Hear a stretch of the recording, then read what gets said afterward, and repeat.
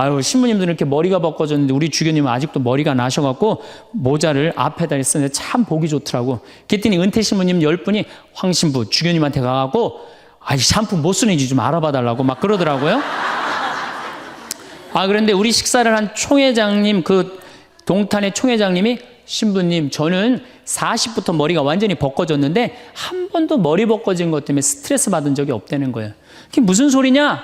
그랬더니 자기 부인이 40에 본당 3옥 임원이었는데 3옥회를 하고 집에 들어오면 막 짜증을 내고 들어온대요. 그 문을 열고 딱 한다는 부인이 첫 입을 열어서 하는 소리가 답답해 죽을 뻔했다고. 아, 여보, 3옥회가 그렇게 답답해?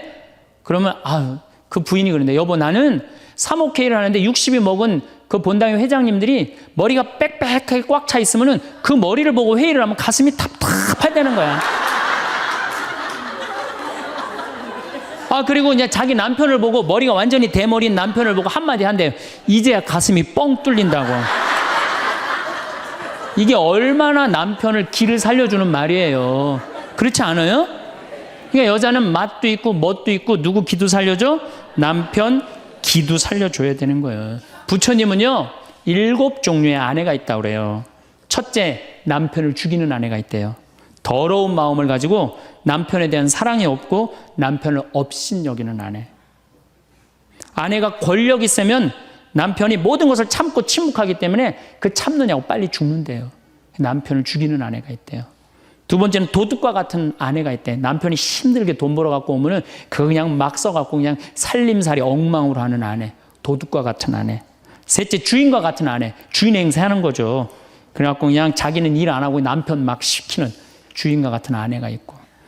그 다음에 네 번째는 어머니와 같은 아내가 있대요. 항상 남편을 사랑하며 자식 대하는 것처럼 남편을 보호해주는 아내가 있대요.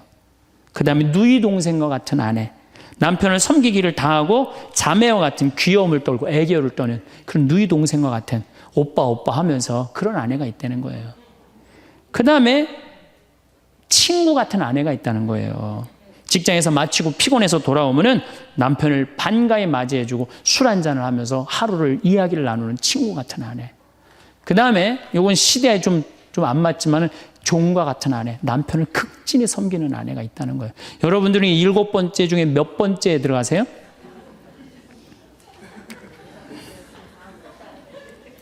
아무것도 아니에요? 이 7번째 아무것도 아니면 큰일인데. 근데 우리나라 남자들도 문제예요. 사실은 이 부인한테 참 잘해야 되거든요. 자기 믿고 따라온 사람이 얼마나 귀하게 해야 돼. 근데 우리나라 남자들 참 부인한테 말 못해요. 정말 이쁘다고 말 한마디 해주면 얼마나 좋아.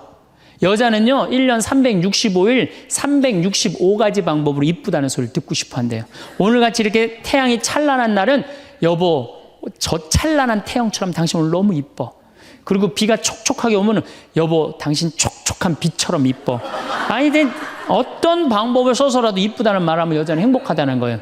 그리고 요리를 해주면 맛있다고 먹으면은 김치찌개, 이렇게 맛있는 김치찌개 먹을 수 있는 사람은 세상은 나 하나밖에 없다고.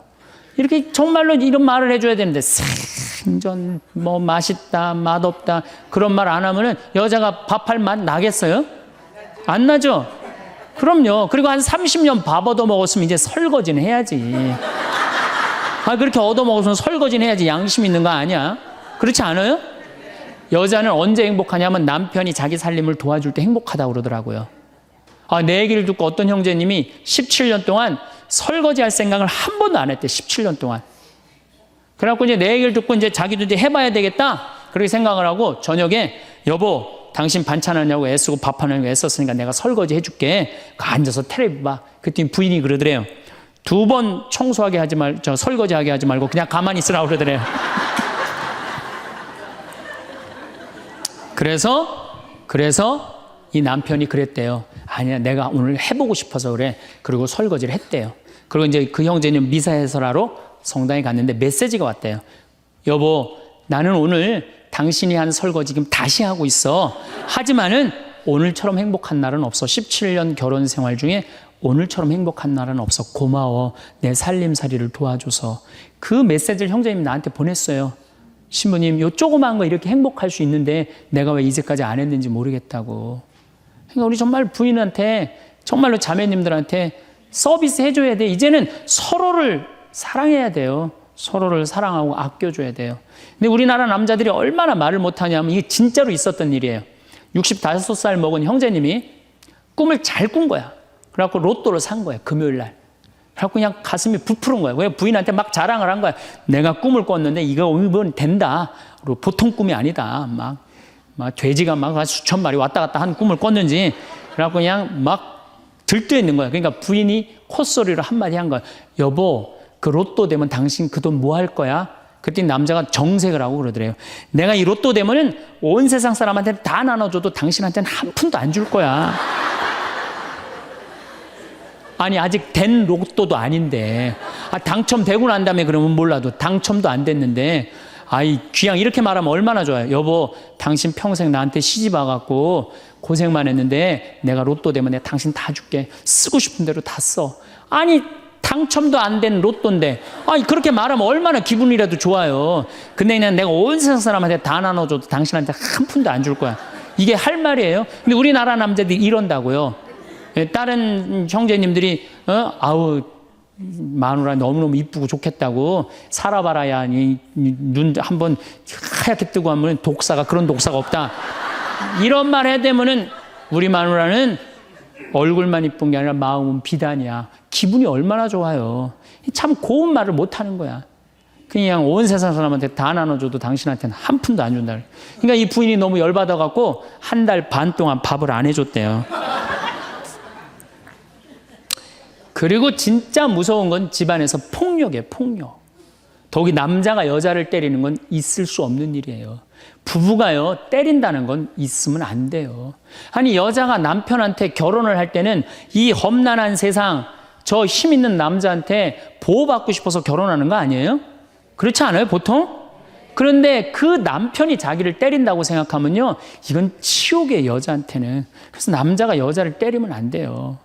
정말로 이것도 진짜 있었던 일인데 70이 다 돼가는 할머니인데 평생 남편한테 맞으면서 살았대요. 그런데 또 친구 하나가 평생 남편한테 둘이 이제 할머니가 이제 둘이 친구야. 서로 맞고 살아갖고. 근데 그 평생 맞은 할머니가 하루는 이 친구 할머니한테 전화를 한 거야. 막 웃으면서 전화했대. 너 뭐가 이렇게 좋아갖고 전화했냐? 그랬더니 우리 남편이 이번에 병원에 갔는데 글쎄 3개월밖에 못 산다고. 나 지금 입을 뒤집어 쓰고 지금 웃으면서 너한테 전화하는 거라고. 이건 너무 불행하지 않아요? 너무 불행하지 않아요? 정말로 자기 부인 아파서 죽는데 따라 죽는 남편도 있는데 이게 그냥 자기 남편 3개월밖에 안 산다고 이불을 뒤집어 쓰고 막 웃으면서 그냥 전화를 할 정도면 이건 같이 살지 말아야지. 그렇죠? 그러니까 여러분들 남편한테 잘하세요. 또 여기 있는 우리 형제님들 누구한테 잘해요?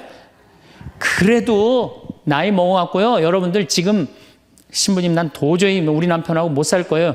지금 바꿔봐야 거기서 거기에요. 지금 바꿔봐야. 자, 남자하고 여자하고 얼마나 서로를 이해를 못하느냐 하면은 남자는 하루에 2,000마디만 하면은 말 끝난대요. 근데 여자는 하루에 6,000마디를 해야 된대요. 그러니까 여자가 훨씬 말이 많은 거죠.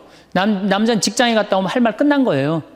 집에 할 말이 아무것도 없는 2,000마디 이미 다 했는데 할 말. 남자로 사람으로서 할 말 끝났는데 뉴욕의 게리 머카스라는 교수가 이 통계를 냈어요. 그래갖고 여자는 남자가 남편이 집에 들어올 때만 기다리는 거야. 뭐 이웃집 아줌마 얘기도 하고 싶고 본당시 뭐 욕도 하고 싶고 막 그래갖고 기다리고 있는데 남편이 들어와서 여보, 그 집 남편은 그렇게 힘들게 돈을 버는데 여자는 맨날 찜질방 다니고 그냥 밍크코트 입고 다니고 정신 나간 여자라고. 그럼 남편은 할 얘기가 없는 거야. 쓸데없는 소리 하지 말고 밥이나 내놓으라고. 그럼 여자는 미치는 거예요. 진짜 괜찮은 남자들은 어떤 남자들이냐면은 그래 여보? 그럼 안 되지. 부인이 살림을 잘 살아야지. 남자가 그렇게 고생을 하는데 추임새를 넣어주고 속으로 외우세요. 500마디, 1000마디, 2000마디. 그래갖고 딱 속으로 4000마디 딱 끝나면 여보 이제 자자. 이래야지 이 남자는 후환이 없는 남편이에요. 여자 말을 들어줘야 돼요. 그래서 남자하고 여자하고 틀린 점이 이거야. 반대로 우리 자매님들은 여자는 흥분을 하면 5분이면 흥분이 끝난대요. 그래갖고 막 장보러 들어와갖고 막 욕을 5분만 하면은 아무 일도 없었던 듯이 부엌에 들어가고 콩나물도 따고 멸치 대가리도 딴대요. 아무 일도 없었듯이. 근데 남자는 5분 동안 바가지 긁을 동안 가만히 있는데요. 5분 지나면 그때부터 승질이 나기 시작한대. 근데 남자는 한번 승질이 나면 최소한 30분은 성질을 내야 된대. 그래갖고 5분 지나고 나가고 이제 그때부터 이제 여자는 마음이 착 가라앉은 상태에서 저녁 준비를 하는데 그때부터 남자는 이제 거실에서 소리 지르는 거야. 내가 말이야 뭘 잘못했다고 네가 맨날 그러냐고 막 소리 지르면 마음이 가라앉은 여자가 나와서 남자 불을 질러요, 속에다가. 뭐라고 그러냐면 당신은 말만 하면 이렇게 성질을 내고 그러느냐고. 자기는 이미 다 흥분 가라앉은 상태에서 막 성질 내는 남편한테 불은 자기가 질러놓고. 그러면 안 된다는 얘기죠. 30분 동안 길길이 뛰게 놔두란 얘기예요. 승질을 건드려 놨으면은. 제가 신학교 때 부제 때 매스컴 세미나라는 걸 했는데 그때 어떤 자매가 와갖고 정말 내 눈물을 찔끔 나게 하는 강의를 한 적이 있어요. 이 자매가 아들이 셋 있었대요. 근데 아들이 셋 있는 집은 항상 둘째가 문제예요. 첫째는 첫째라고 잘해주고 막내는 막내라고 잘해주죠. 그렇죠? 둘째는 항상 소외의식을 느껴요. 항상 피해의식을 느낀다고요. 우리 집에도 아들이 셋 있는데 큰아들은 내가 봐도 저 어머니 아버지가 왜 이해가 안 될 정도로 큰아들한테 잘했어요. 잘못해도 다 감싸 안아주고. 이게 큰아들은 대접받는 거죠. 저는 우리 집 막내였는데 저는 정말로 사랑을 많이 받고 자랐어요. 전 중고등학교 다닐 때 내가 신발을 빨아본 적이 없어요. 형들이 다 빨아줬어요. 왜 빨아줬느냐면 안 빨아주면 어머니 아버지가 혼냈으니까 막내 신발 빨게 한다고. 그래갖고 그냥 우리 집이 이제 제사를 지내도 우리 집이 이제 아버님이 장손이라 1년에 어렸을 때 13번, 14번 제사를 지냈어요. 제사를 지내면은 제일 탐나는 게 제사상에 문어다리가 제일 맛있잖아요. 그런데 그냥 큰아들은 큰아들이라고 챙겨주고 막내는 막내라고 알아서 해주는데 둘째 형은 문어다리 차지가 안 가는 거예요. 그래갖고 이제 제사 끝나고 나면 이제 고시리 한다고 그러잖아요. 귀신 마중 나가면은 우리 식구들은 다 나가는데 둘째만 안 따라 나가는 거예요. 왜 안 따라 나가냐면 문어다리 훔치려고. 자기가 훔치지 않으면은 자기 챙겨줄 사람 아무도 없잖아요. 우리 둘째 형은 제사가 지나고 일주일이 지나도 2주일이 지나도 문어다리 물고 다녀요. 자기 어디다 감춰놨는지 모르는데. 그래갖고 제가 지금 얼마 전에 한 2년 전인가 설날 집회를 갔어요. 마침 설날은 제사를 지내니까 가갖고 물어봤어요. 아직도 둘째 형 문어다리 훔치느냐고 그랬더니 형하고 누나가 오늘도 문어다리가 없어졌다는 거예요. 그거 훔친 거지. 그러니까 50이 돼서도 그 어렸을 때 자기가 소외된 거, 피해의식을 보상받고 싶은 거예요. 근데 이 집에 이제 아들이 이제 중학교 3학년, 초등학교 6학년, 초등학교 3학년 세 아이가 있었대요. 근데 마침 그날은 초등학교 6학년 둘째 아들만 집에 있었대요. 그래서 이 자매님이 남편한테 여보 둘째 아이 좀 데리고 목욕탕에 들어가서 목욕 좀 시키라고. 그래갖고 뭐 아빠도 뭐 집에 있으니까 둘째 아들 이제 목욕을 시킨다고 목욕탕에 이제 들어갔대요. 근데 5분이 지났는데 남편이 얼굴이 새빨개져갖고 막 뛰쳐나왔대. 옷도 제대로 안 입고. 당신 왜 애 목욕 시키라고 했더니 왜 뛰쳐나오냐? 당신 먼저. 여보 내가 목욕을 하러 들어갔는데 저놈이 이상한 말을 한다는 거예요. 그래서 무슨 말을 하느냐고. 아니 나도 벗고 이제 자기도 이제 둘째 아들도 옷을 벗었는데 딱 옷을 벗었는데 둘째 아들이 눈을 똑바로 뜨고 아버지한테 그러더래요. 아버지도 벗고 나도 벗었으니까 우리 남자 대 남자로 아무것도 안 걸쳤으니까 솔직하게 말 좀 해보자고. 그래서 이놈은 무슨 얘기를 하느냐. 아니 초등학교 6학년 놈이 딱 빨개 벗고 아버지도 벗고 나도 벗었으니까 우리 솔직하게 얘기 좀 해보자고. 그러니까 얼마나 당황스러워요. 그래서 무슨 얘기냐 그랬더니 아버지는 날 정말로 사랑하는 거냐. 무슨 소리냐. 지난 겨울에 아버지가 밤에 두부 심부름 시켰을 때 난 너무너무 밤에 나가는 게 무서웠다. 왜냐하면은 동네에 불량 형들이 걸리면 돈을 뺏고 그래서 난 밤에 나가는 거 너무너무 싫었다. 중학교 3학년 큰형도 있는데 내가 그래서 큰형 왜 안 시키냐고. 그러니까 아버지가 나한테 소리 지르고 나한테 갔다 그래서 내가 울면서 갔다 왔다. 내가 그렇게 무서운데 얼마나 내가 서러웠는지 알았느냐. 그 아버지 나 사랑하는 거냐. 내가 그렇게 마음고생하는 걸 아냐. 뭐 아버지 할 말 없지.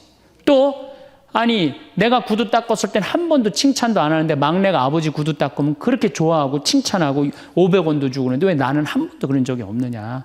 그리고 우리 아들 셋이서 인사할 때 잘 다녀오시라고 그럴 때 내 머리 쓰다듬은 적 있냐. 한 번도 없다. 막내 머리만 쓰다듬어 줬지. 날 사랑하는 거냐. 아들이 그냥 그렇게 물어보는 거예요. 당황스러운 거죠. 부모는 항상 세 아들 다 사랑한다고 그러지만은 자식이 느끼는 건 너무너무 섭섭했던 거죠. 그래서 이 아빠가 너무너무 당황스러워갖고 그랬대요. 나는 너를 너무 믿었기 때문에 심부름도 시킨 거고, 난 너를 너무너무 믿었기 때문에 막내 어리니까 이렇게 한 거지. 난 이 셋 중에 너를 너무너무 사랑한다. 그리고 너무 당황스러워서 그냥 옷도 그냥 대충 입고 뛰쳐나온 거예요. 그 자리에서 너무 있기 미안해갖고. 그래갖고 제가 어떻게 하나 보라고 그랬더니 문을 빼꼼히 열고 보니까 아들이 눈에는 눈물이 뚝뚝뚝 떨어지는데 입에는 미소가 있더라는 거예요. 아빠가 날 사랑한다고 그러니까. 그러니까 누가 사랑하는 게 커요? 자식이 부모 사랑하는 게 큰 거예요. 그 사랑을 부모가 까먹고 자꾸 자식한테 못되게 하는 거죠. 그래서 여러분들 정말로 우리가 부모라는 게 중요해요. 아버지가 없는 자식들은 참 힘들어요. 아버지가 없는 자식들은. 여러분들 그 삼국 통일을 한 궁예, 왕건, 견우, 후백제, 거기에 궁예 얘기를 좀 할게요. 궁예가요, 뭐 역사적으로 뭐 확실하진 않지만 47대나 48대 경문왕 아들이었대요. 셋 중에 제일 난 사람이에요. 왕건은 귀족 아들이고 견우는 평민 아들이야. 근데 궁예는 왕의 아들이었어요. 근데 아버지 없이 자랍니다. 아버지 없이 자라요. 아버지 없이 자라는 사람들은요, 심리학자들이 얘기를 하기에 1살서부터 3살 때까지가 가장 중요하대요. 이때 아버지 엄마가 안아주고 뽀뽀해주고 엄마 아빠라고 그럴 때 격려해주고 기저귀 갈아주고 이럴 때 아이들은 뭐가 생기느냐면 신뢰심이 생긴대요. 세상은 믿을 만한 데다. 그리고 그냥 아이가 막 걸을 때 옆에서 박수 쳐주고 걸음 뛸 때 그럼 아이들이요, 그 굉장히 심리적으로 안정감을 준다는 거예요. 그런데 이때 아버지가 없는 아이들은 심리적으로 굉장히 불안하다는 거예요. 여러분들, 이 아빠가 아이들 이 목마 태워주면은 애들 좋아해요, 안 좋아해요? 좋아하죠? 그런데 아빠 키가 1m 70이고 애가 50cm면 2m 20이에요. 그 꼭대기에 올라가고 또 애는 아빠 머리를 잡고 막 깔깔깔 까르르 넘어가지 않아요? 좋아갖고 아빠 머리를 잡고 걔는 무의식 속에 이런 생각을 갖는데요. 세상은 이렇게 높아도 믿을 만한 데다. 이 든든한 아버지가 있으니까. 그런 믿음이 생긴다는 거예요. 그런데 궁예는 그랬던 경험이 한 번도 없었던 거야. 그러니까 나중에는 사람을 의심을 하기 시작하는 거예요. 의심하기 시작하는 거예요. 그래갖고 나중에 관심법이라는 걸 개발해요. 그래갖고 네가 의심하는지 안 의심하는지 내가 안다. 그래갖고 그냥 친아들도 그냥 의심도 안 하는데 너 의심한다고 그러고 죽이고, 결국 누구까지 죽여요? 자기 부인하고 아들까지 죽여요. 그리고 마지막으로 쓸쓸한 최후를 맞이해요. 신부님, 나는 우리 남편이 일찍 죽어갖고 우리 애들 그냥 혼자 키웠는데 너무 섭섭합니다. 아버지 없이도 훌륭하게 자라는 사람 간혹 있어요. 그게 누구냐면 오바마가 아버지 없이 자라잖아요. 할머니 손에서 얼마나 훌륭해요. 그렇죠? 그러나 일반적으로 보면은 그렇다는 거예요. 아버지가 굉장히 중요한데, 근데 슬픈 거는 우리나라는 아버지가 있어도 없는 것 같아요. 아버지가 있어도 애는 학원 다니냐고 그냥 정신 팔려가고 아버지는 돈 번다고 해갖고 서로 사랑을 쌀 시간이 없는 거, 서로 사랑을 쌀 시간.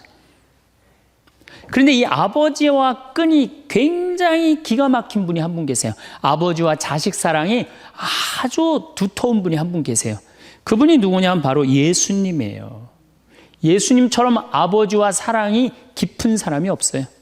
여러분들, 세례받을 당시 예수님이 물 위에 올라오시자 마르코복음 1장 11절에 뭐라고 그러냐면 너는 내가 사랑하는 아들, 내 마음에 드는 아들이다 라고 하느님 아버지께서 아들을 얼마나 사랑하는지 확인시켜줘요.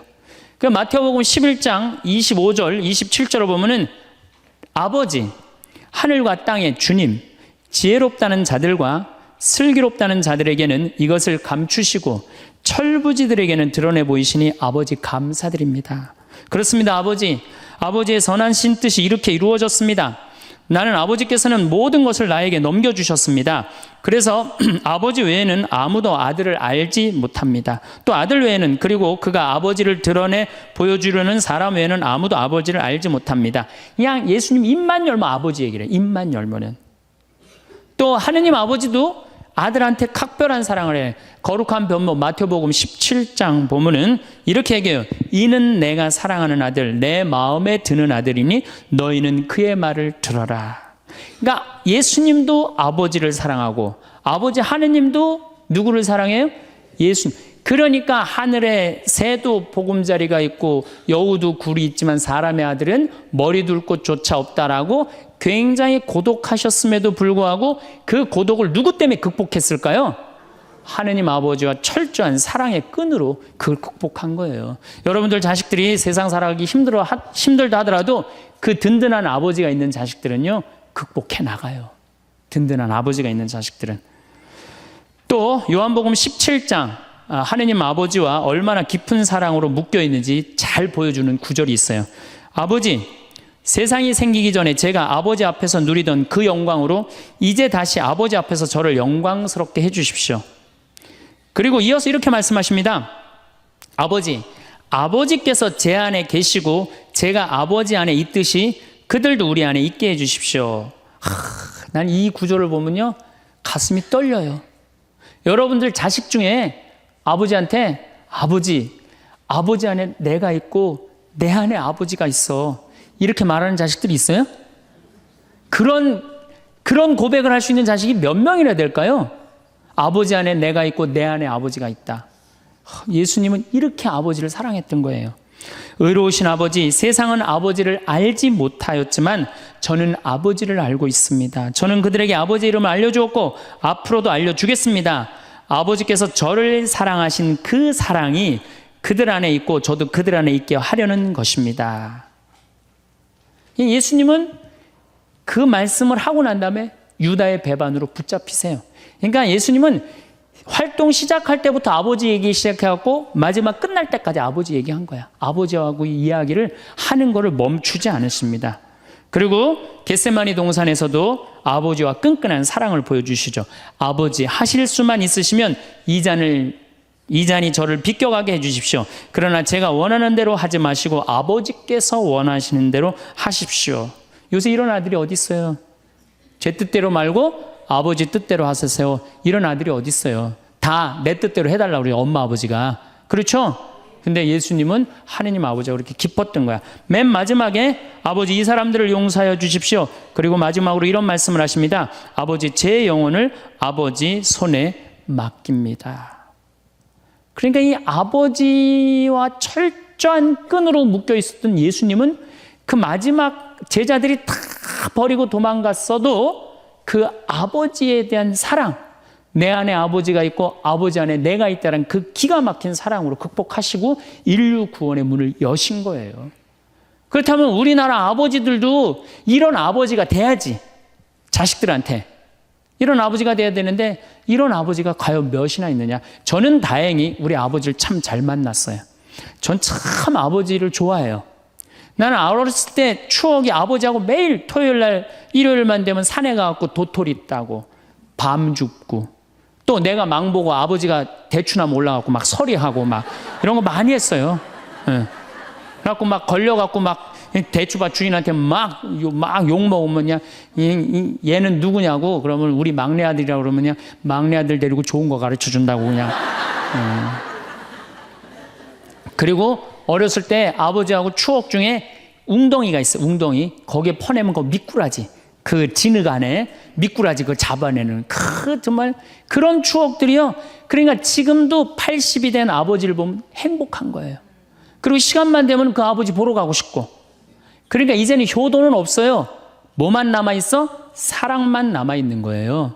추억만 남아있는 거예요. 자식하고 얼마나 좋은 시간을 많이 가졌느냐에 따라서 늙었을 때 안 외롭다는 거예요. 어렸을 때 자식하고 한 번도 놀아준 적이 없어. 10살 때까지 놀아줘야 된다는 거예요. 근데 10살 때까지 한 번도 놀아준 적이 없으면은 자식이 늙은 부모들 한 번도 같이 안 놀아준다 이거예요. 그러니까 늙어서 외로운 거는 자식이 못 돼서가 아니라 누가 싸놓은 업보야? 그렇죠. 그러니까 섭섭할 필요 없어요. 자, 그렇다면은 사랑이 없는 엄마, 사랑이 없는 아버지, 엄마도 없고 아버지도 없는 이 세대는 외로울 수밖에 없어요. 그리고 그들은 어차피 떠나게 돼 있어요. 그렇다면 여러분들 옆에 남아있는 건 누구밖에 없어요? 남편. 그렇죠. 50살에 자식들 떠나면 50부터 100살까지 여러분들 옆에 남아있을 수 있는 유일한 사람은 남편밖에 없어요. 근데 여러분들 그 남편한테 잘해요? 옛날에는요, 부모한테 자식이 전부였어요. 왜 옛날에는 부모한테 자식이 전부였느냐면 20살에 결혼해갖고 내가 40살이 되면은 자식이 20살이 돼요. 그러면은 대개 50살까지 밖에 못 살았어요. 그럼 자식이 몇 년 효도하면 되냐면 10년만 효도하면 돼요. 그러면 알아서 죽어줘 주니까. 그러니까 옛날엔 자식이 부모한테 애절해서 안 애절했어요? 애절했어요. 그리고 20살 먹은 아들이 왜 50살 먹은 부모한테 죽지 말라고 왜 그렇게 손가락 깨물어서 입에 단지해주고 허벅지 살 잘라갖고 울며 불며 죽지 말라고 그랬을까요? 20살 된 이 아들은 동생이 17살, 14살, 11살, 8살, 5살, 2살 동생이 줄줄이 있는 거야. 근데 엄마 아빠가 지금 죽으면 이거 누가 키워야 돼? 자기가 키워야 되니까 죽지 말라고 그러는 거예요. 죽어도 이거 누구까지 다 키우고 죽어? 막내까지 키우고 죽어라 이거야. 근데 만약에 우리 엄마 아버지가 막내까지 다 키웠다? 그럼 엄마 아버지 나이가 60이 되는 거예요. 그래서 60까지 산 부모한테 너무 고맙다고 차려준 잔치가 환갑잔치예요. 근데 이 환갑진갑 다 받아먹고 갈 생각을 해요, 안 해요? 안 하잖아요. 이게 큰 문제예요. 그러니까 자식이 모시다가 지치는 거예요. 그러니까 부모 60, 70부터는요 부모 관심 없어요. 그러면은 50 넘어서는 누가 옆에 있어요? 남편밖에 없어요. 여러분들 지금 우리나라 100살 이상이 몇 명이냐면 2,500명이에요. 100살 이상이. 90세 이상이 몇 명이냐면 9만 명이에요. 80세 이상은 몇 명이냐면 80만 명이에요. 70세 이상은 몇 명이냐면 240만 명이에요. 그러니까 이제 안 죽어. 안 죽어요. 여기 죄송하지만 60세 넘으신 분들 손 들어보세요. 손 들어 괜찮아요. 이게 문제라는 거예요, 이게. 자식은 이미 떠나 있고 50 넘었고 60 넘어갖고는 누가 옆에 있어요? 남편밖에 없어요. 그러면은 자식한테 잘해야 됩니까? 남편한테 잘해야 됩니까? 남편한테 잘해야 돼요. 우리나라는요 안사람 바깥사람 제도가 있어요. 그래갖고 안사람은 집에서 애 놓다 죽고 바깥사람 바깥에서 돈 벌다 죽었어요. 근데 이게 의술이 좋고 영양이 좋고 고생을 안 하다 보니까 바깥사람이 50이 넘어도 안 죽는 거야. 안 죽어갖고 직장에서 쫓겨나갖고 집안에 들어와서 안사람이 돼버려요. 딱 안방에 이제 들어앉아 있는 거죠. 예.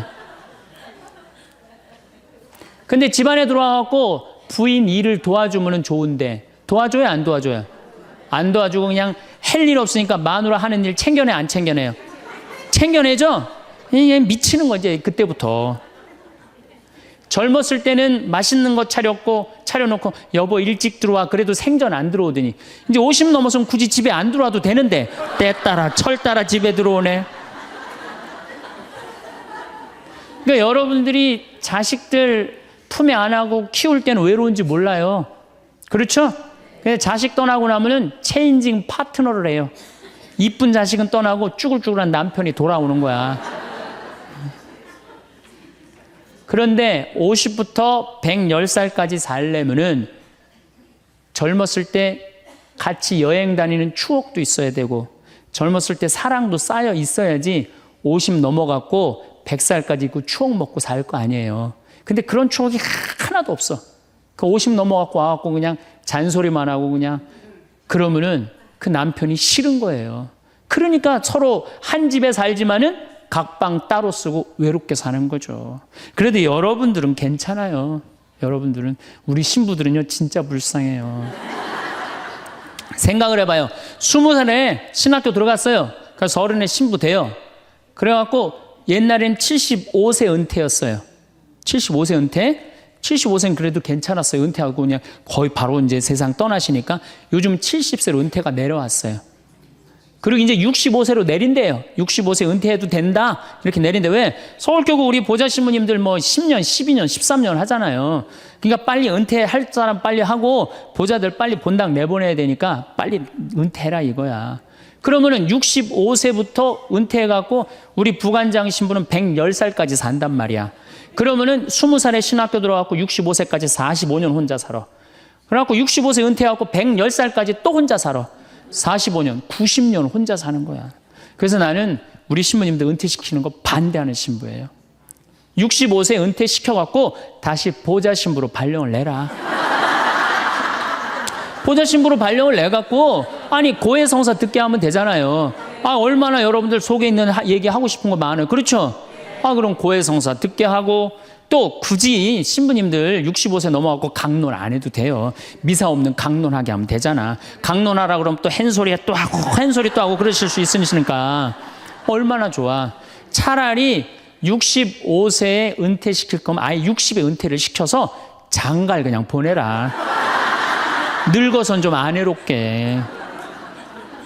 농담이에요, 농담. 우리보다는 여러분들이 훨씬 덜 외롭다는 거예요. 그렇지 않아요? 여러분들 남편도 있고 자식도 있고 손자도 있잖아요. 그러면 그 소중한 사람들한테 사랑하면서 살아야지. 우린 사랑할 사람도 없는데 여러분 사랑할 사람이 있잖아요. 그럼 조금만 내가 잘하면 되는데 크게 안 되는 거예요. 우리나라 여자들이요. 이 세상이 너무너무 여자 살기 좋은 세상이 돼갖고 여자들이 지금 뭐가 뭔지도 모르고 살아요. 집에서 남편들, 여러분들 남편들이 200만 원, 300만 원 벌어갖고 돈 갖다 주잖아요. 여러분들 길 지나가다 보면은 여러분들 10,000원 주는 사람 있어요? 지나가는 남자가? 없죠? 남편은 200만 원, 300만 원 한 달 뼈 빠지게 갖고 갖다 주잖아요. 그럼 잘해줘야 될 거 아니야. 그렇지 않아요? 그것도 1, 2년 갖다 준 것도 아니고 20년, 30년 갖다 줬으면 잘해줘야 될 거 아니야. 근데 집에서 그런 기가 막힌 남편 왕대접 해줘요? 개 다음으로 대접해. 개 다음으로. 집에 마누라 자식 먹여 살린다고 이마가 땅바닥에 닿도록 인사하고 다니는 거. 여러분들 남편들 다 나가면 그래요. 그럼 집에서 왕대접 해줘야 될 거 아니야. 집에서도 왕대접 못 받아. 직장에서도 왕대접 못 받아. 어디 가면 왕대접 받아요. 룸사롱 가면 왕대접 받아요. 룸사롱 가면은 막 그냥 가슴이 볼랑말랑한 옷 입고 그냥 여자들이 그냥 허벅지 뜯어진 치마 입고 그냥 머리도 그냥 생머리 싹 하고 그냥 사장님 오셨느냐고 그냥 팔짱도 끼고 그냥 술도 따라주고 그냥 또 그냥 안주 드시라고 그냥 땅콩 오징어 말아갖고 입에 막 넣어주고. 얼마나. 그러니까 30만 원, 40만 원 쓰는 게 안 아까운 거예요. 대한민국의 룸사롱으로 남자를 몰아내는 건 누가 몰아내는 거냐? 여자들이 난 몰아낸다고 생각해요. 여자들이. 마누라라는 게 아침에 출근할 때 보면 막 사자머리를 해갖고 막 귀신 눈을 해갖고 그냥 여보 다녀와 그냥 다녀오게 하고 난 다음에 다녀오라고 그래야지. 예쁘게 차려입고 문 입구에서 여보 다녀와. 그러면 내가 이렇게 이쁜 마누라 있는 집에 돌아와야 돼. 그런 마음으로 나가서 일할 거 아니에요. 사자머리 밥도 제대로 안 챙겨주고 그냥 다녀오라고 그러고. 또 대한민국 남자들은 또 착해요. 또 다녀오랜다고 저녁에 여보 나 다녀왔어. 예. 근데 아직도 그냥 사자머리를 하고 그냥 텔레비 보고 앉아있으면 어느 남자가 집에 들어가고 싶겠어요. 그렇지 않겠어요? 그래서요 사람은요 부부는요 사는 맛이 있어야 돼요. 사는 맛이. 50이 넘으면요 남자가 테스토스테론은 없고 에스트로겐만 있어요. 여성 호르몬이 자꾸 나와요. 그래서 성적인 능력이 사라져요. 성적인 능력이 사라지니까 50 넘은 남자들은 무슨 낙으로 사느냐면 먹는 낙으로 사는 거예요. 먹는 낙으로. 그냥 50만 되면 말하는 거 좋아하고 먹는 거 좋아한단 말이야. 근데 이 남자는 50이 넘으면 먹는 걸 좋아하는데 50이 넘은 여자는 이 세상에서 제일 하기 싫은 게 밥이야. 밥.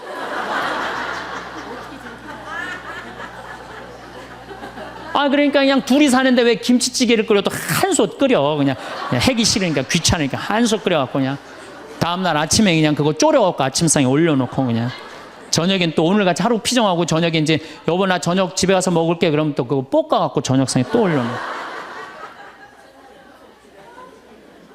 좀 회도 떠갖고 예?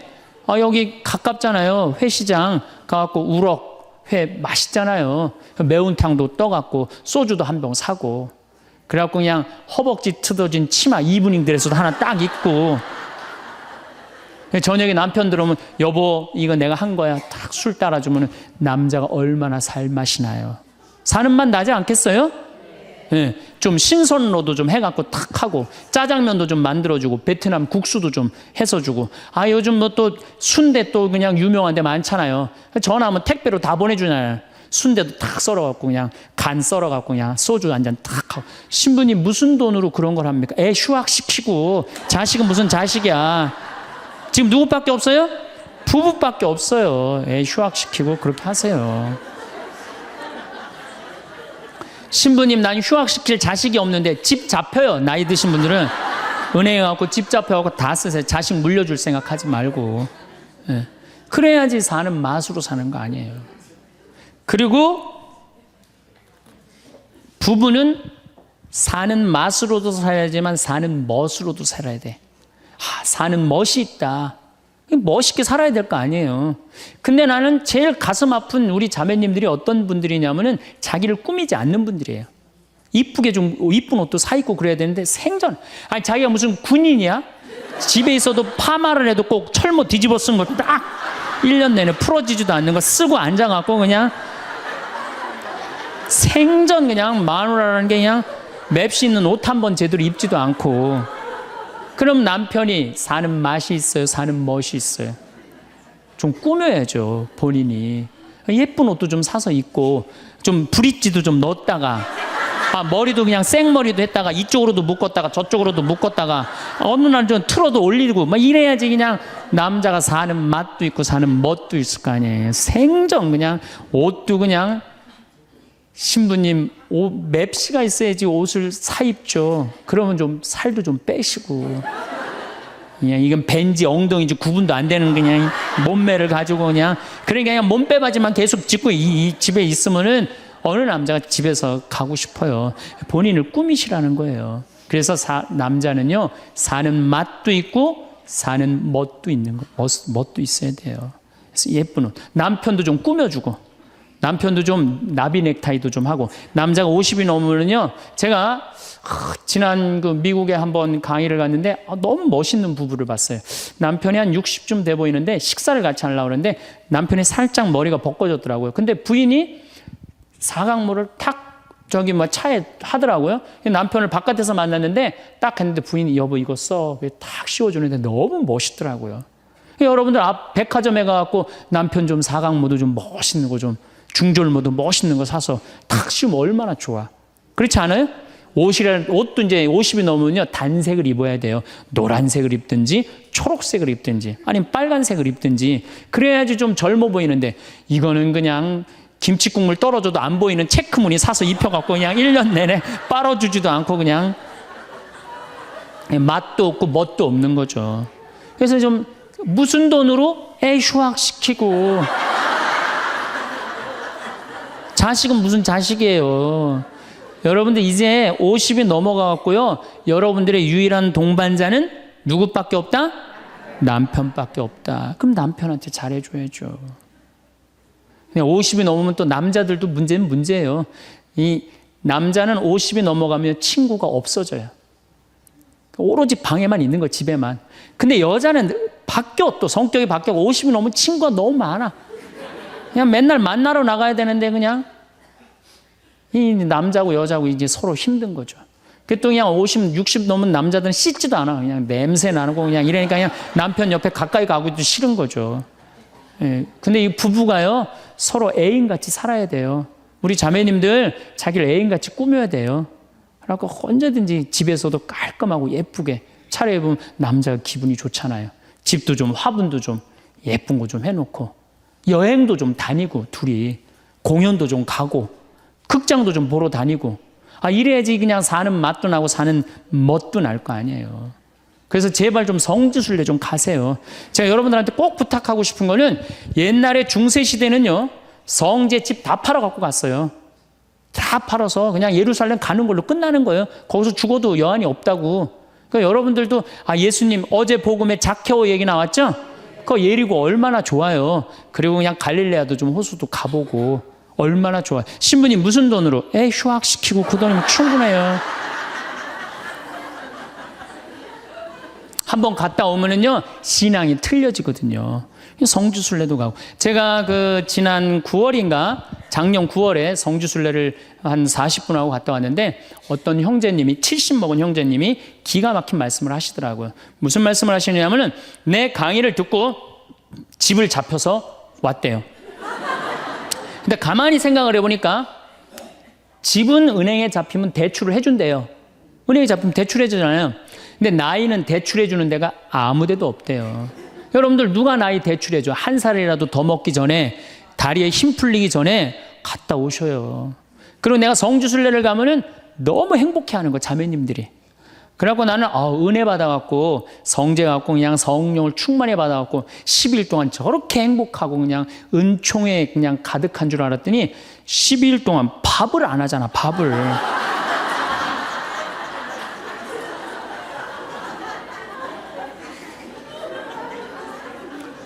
남편, 부부는 맛도 있고 멋도 있어야 되지만 기도 살려줘야 돼. 남편 기도 살려줘야 돼요. 아니 50이 넘어갖고 남편 기 살려줄 사람이 직장에서 기가 살겠어요? 사회에서 기가 살겠어요?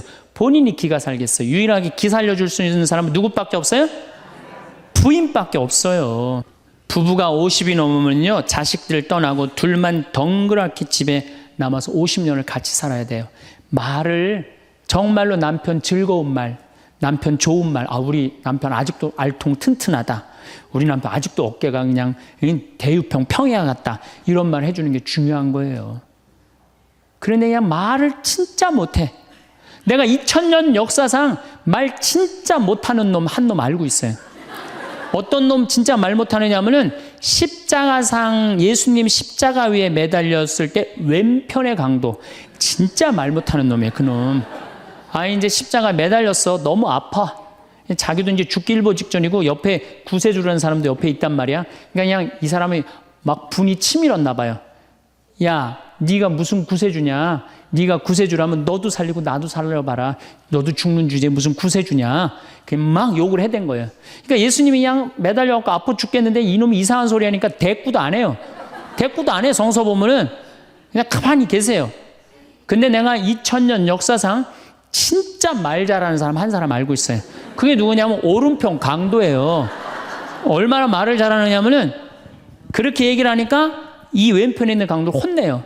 야 이놈아, 네 놈하고 나는 죽어도 싸. 강도 짓을 했으니까. 근데 저분이야말로 무슨 죄가 있어. 가난한 사람, 병든 사람 함께 해주고 인간 사랑하신 분인데, 그리고 이 강도가 한마디 해요. 주님, 마지막 날에 저를 기억해 주십시오. 그러니까 그냥 예수님이 왼편에 있는 놈한테는 대답도 안 하던 예수님이 그렇게 아파도 오른편에 있는 강도한테 한마디 해요. 너야말로 오늘 나와 낙원에 들 것이다. 이 말 한마디 잘한 바람에 그냥 예수님하고 1호로 천당에 올라간 사람 아니야. 그렇지 않아요? 루카복음 23장에 나오는 얘기예요. 루카복음에. 그러니까 여러분들 남편 칭찬을 해주세요. 남편. 어쨌든 우리가 이 인생을 외롭게 살고 싶지 않다면은 부부가 사랑하는 수밖에 없어요. 그래야만이 우리 인생이 풍요로워요. 더욱이 여러분들 노년 50년, 60년 부부밖에 없어요. 훈련하면 된대요. 그 부부 사랑 훈련하는 그 많은 책자를 읽어보면요, 그 서로 훈련이 안 돼 있어서 그렇지 훈련하면 서로 사랑한대요. 그리고 외롭지 않다는 거예요. 다음 시간에는 이제 정말로 그렇다면 구체적으로 우리가 외롭지 않는 방법에 대해서 이야기를 나누도록 하겠습니다. 감사합니다. 문득 거울 앞에 섰을 때 낯선 얼굴을 마주하는 것 같은 순간이 있습니다. 매일 보던 얼굴인데도 어쩐지 오랜만에 만난 사람처럼 어색하게 느껴지는 그런 때 말입니다.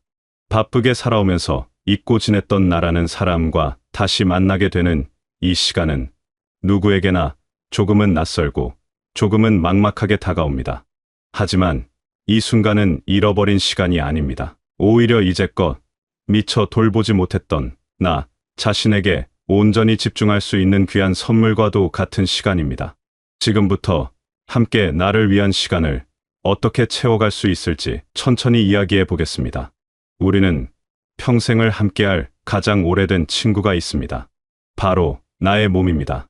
이 몸은 수많은 날들을 함께 견뎌온 동반자입니다. 그런데 우리는 종종 이 소중한 친구를 잊고 지냅니다. 아프지 않으면 관심을 두지 않고 무리하게 사용하기도 합니다. 이제는 이 오래된 친구와 진심으로 친해질 때입니다. 몸이 보내는 신호에 귀를 기울여 보세요. 어깨가 무겁다면 그것은 몸이 여러분에게 말을 거는 것입니다. 무릎이 시큰거린다면 잠시 쉬어가자는 메시지일지도 모릅니다. 이런 신호를 무시하지 말고 받아들이는 연습이 필요합니다. 오늘은 좀 쉬어가고 싶구나 하고 몸의 목소리를 들어주세요. 따뜻한 물에 발을 담그고 싶다는 몸의 요청을 들어주세요. 이것이 바로 나를 존중하는 가장 기본적인 태도입니다. 식사 시간은 단순히 배를 채우는 시간이 아닙니다. 하루 중 나를 위해 특별히 마련한 의식과도 같습니다. 창가에 앉아 햇살을 느끼며 천천히 한 숟가락씩 음식을 음미해 보세요. 좋아하는 그릇에 음식을 정성껏 담아보는 것도 좋습니다. 음식의 색깔과 향기를 느끼고 한 입 한 입 씹는 감촉에 집중해 보세요. 이렇게 먹는 행위 자체에 온전히 집중할 때 식사는 단순한 영양 섭취를 넘어 나를 위한 사랑의 표현이 됩니다. 무엇을 먹느냐도 중요하지만 어떻게 먹느냐가 더 중요할 때가 있습니다.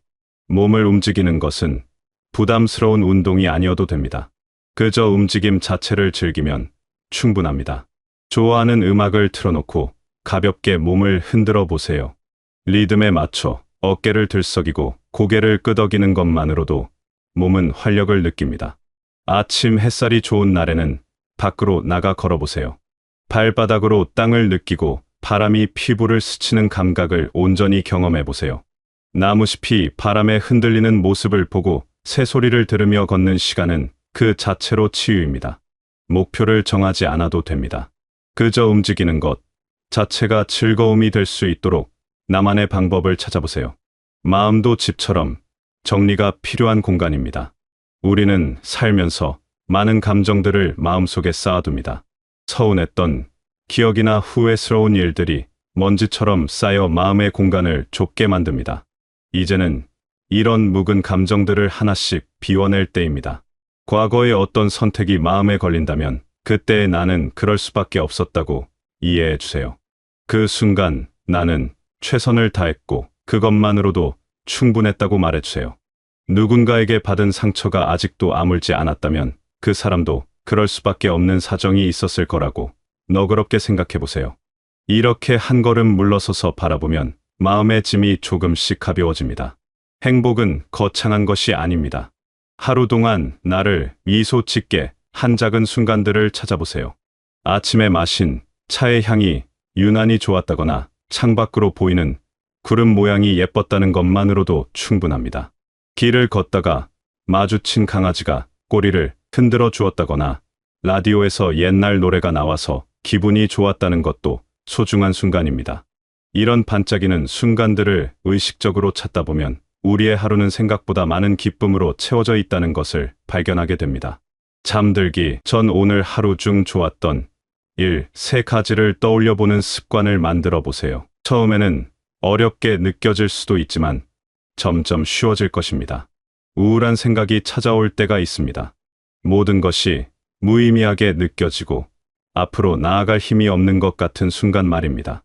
이럴 때는 그 생각에 빠져들지 말고 한 걸음 떨어져서 바라보세요.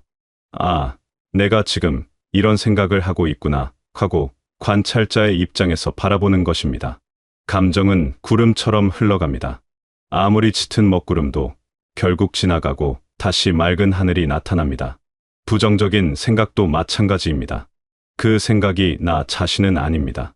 그저 지나가는 기분일 뿐입니다. 이렇게 생각하면 마음이 조금 편안해집니다. 이제 시간은 온전히 여러분의 것입니다. 이 시간을 어떻게 채울지는 전적으로 여러분의 선택입니다.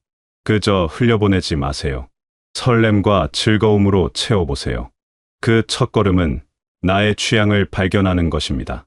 어떤 색깔을 좋아하는지 생각해보세요.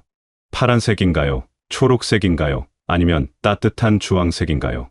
좋아하는 색으로 내 공간을 조금씩 바꿔보세요. 쿠션 하나를 바꾸는 것만으로도 공간의 분위기는 달라집니다. 어떤 음악을 들을 때 마음이 편안해지는지 탐색해보세요. 잔잔한 클래식일 수도 있고 경쾌한 팝송일 수도 있습니다. 옛날 가요를 들으면 마음이 따뜻해지는 사람도 있을 것입니다. 좋아하는 음악을 찾았다면 하루 중 1시간은 음악을 들으며 보내는 것도 좋습니다. 음악에 온전히 집중하며 듣다 보면 마음이 평화로워집니다. 어떤 향기를 좋아하는지도 알아보세요.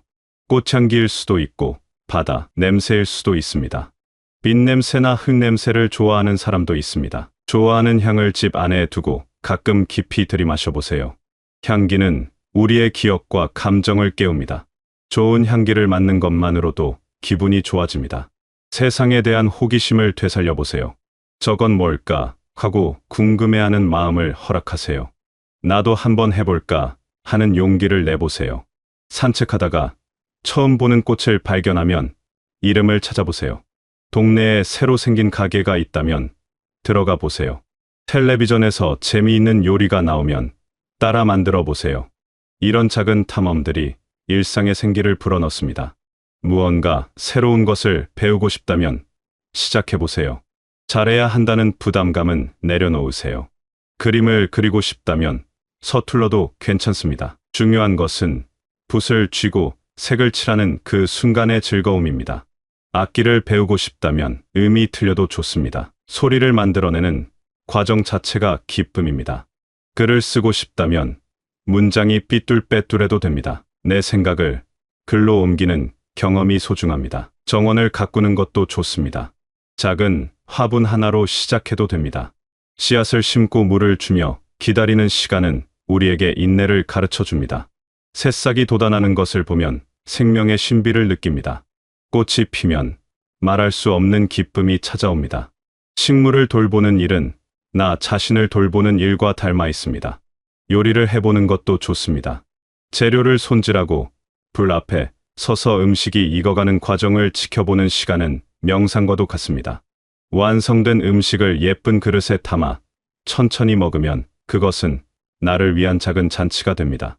잘 만들어지지 않아도 괜찮습니다. 그 과정에서 느끼는 집중과 몰입이 중요합니다. 손으로 무언가를 만드는 것도 추천합니다. 뜨개질이나 자수 같은 바느질일 수도 있고 종이접기나 만들기일 수도 있습니다. 손끝에 집중하며 무언가를 완성해가는 과정은 마음을 안정시킵니다. 완성품이 멋지지 않아도 됩니다. 만드는 동안 느꼈던 평화로움이 가장 큰 보상입니다. 사진을 찍어보는 것도 좋습니다. 특별한 카메라가 없어도 됩니다. 핸드폰으로도 충분합니다.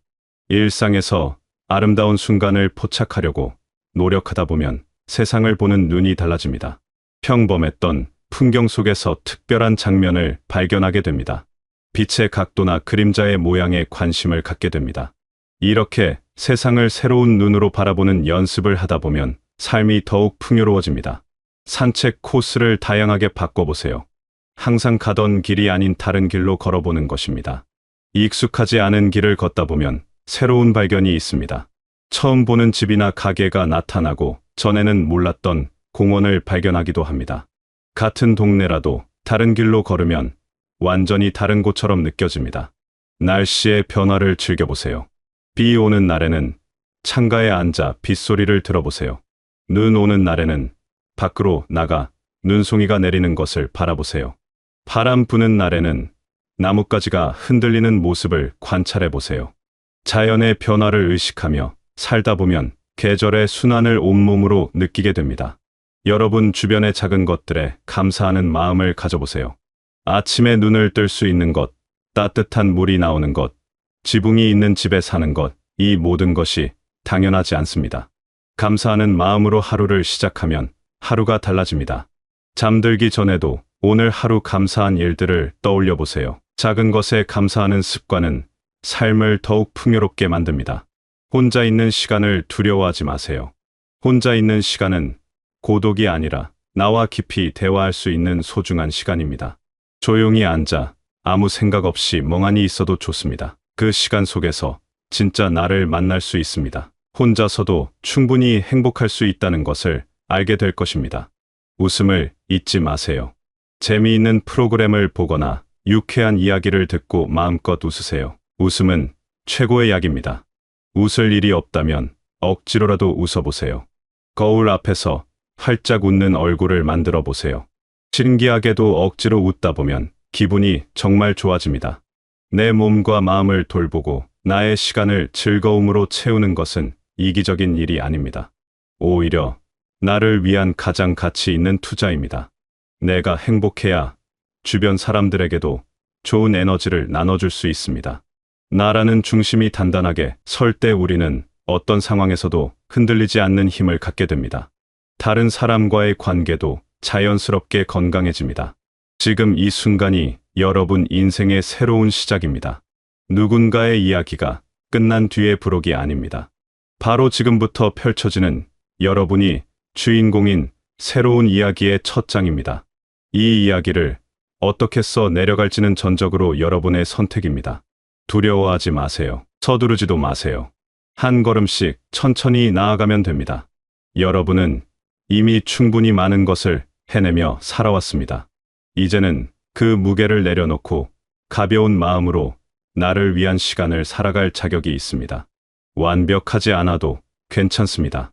매일 조금씩 나아지면 됩니다. 실수해도 괜찮습니다. 다시 시작하면 됩니다. 중요한 것은 포기하지 않는 것입니다. 여러분의 하루하루가 따뜻한 햇살처럼 포근하고 봄바람처럼 상쾌하기를 바랍니다. 작은 기쁨들이 여러분의 일상을 가득 채우기를 바랍니다. 여러분이 여러분 자신에게 가장 다정한 친구가 되기를 바랍니다. 그리고 무엇보다 여러분이 지금 이 순간 충분히 소중하고 사랑받을 만한 존재라는 것을 잊지 않으시길 바라겠습니다.